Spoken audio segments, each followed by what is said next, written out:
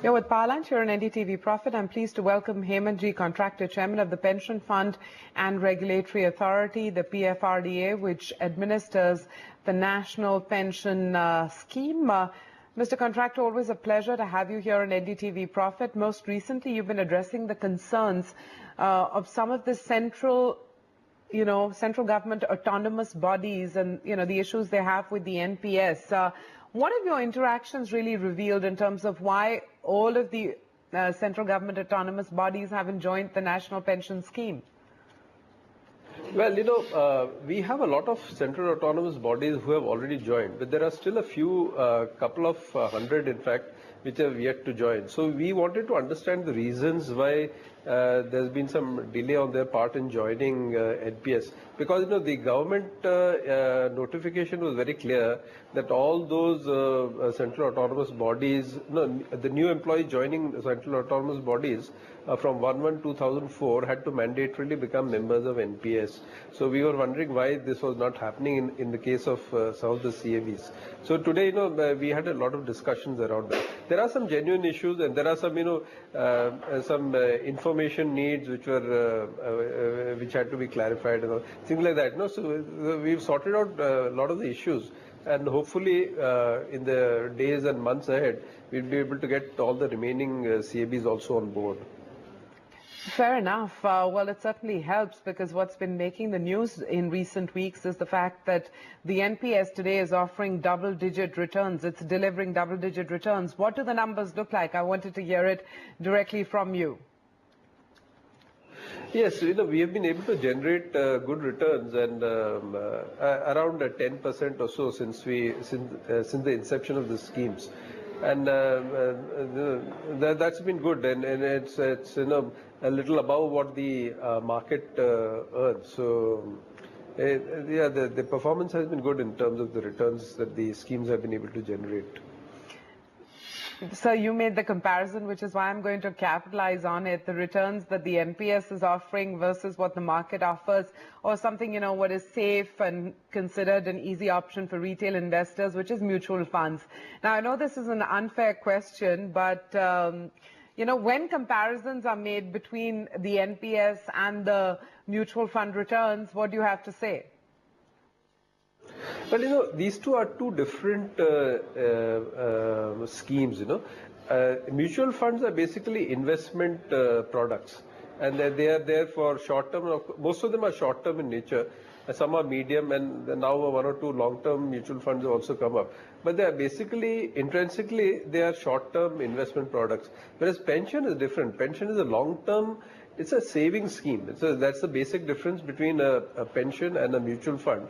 A mutual fund is an investment product, whereas a pension fund is a saving scheme, long-term saving scheme, essentially meant for providing income to people in their old age. So the two cannot be compared. Our investment horizons are also very different from those of mutual funds, and obviously the returns would also be varying between mutual funds and pension funds. So it's like comparing apples to oranges. So it's not really a valid comparison there.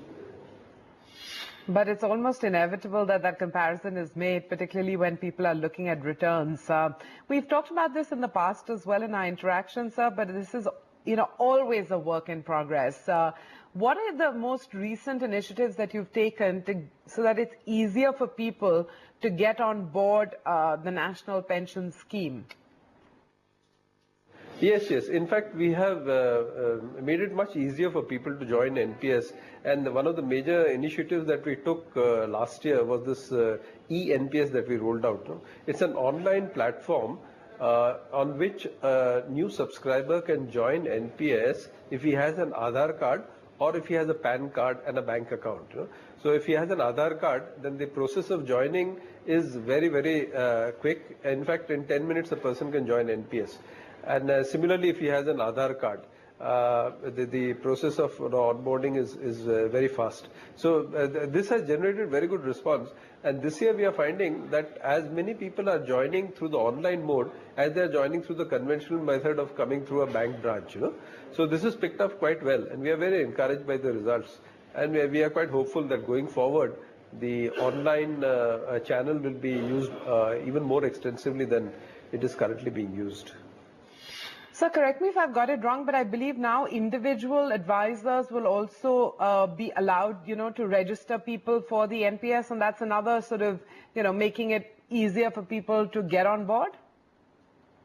Yes. We have just issued the regulation regarding appointment of retirement advisors. Of course, the process has to start now. So this will also be a very valuable, addition to the NPS stakeholder apparatus, because these people are basically, they'll be trained in retirement pension products, and they'll be able to educate people about the need to save for pensions and bring them on board NPS. So we hope to, have access to many more people through this, through the medium of retirement advisors that will be rolling out now. Which is what leads me to my, question on what the subscriber base and the assets under management for the NPS really look like today, here and now, and what are the goals that you've set for this fiscal? Well, as things stand today, we have now 1 crore and 31 lakh subscribers in NPS in the various schemes put together. And the amount that we are currently managing is 137,000 crores.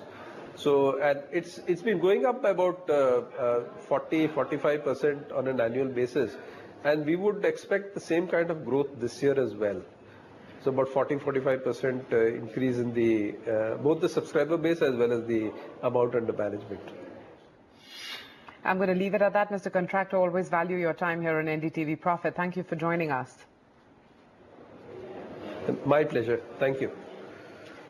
On to some corporate news. Diageo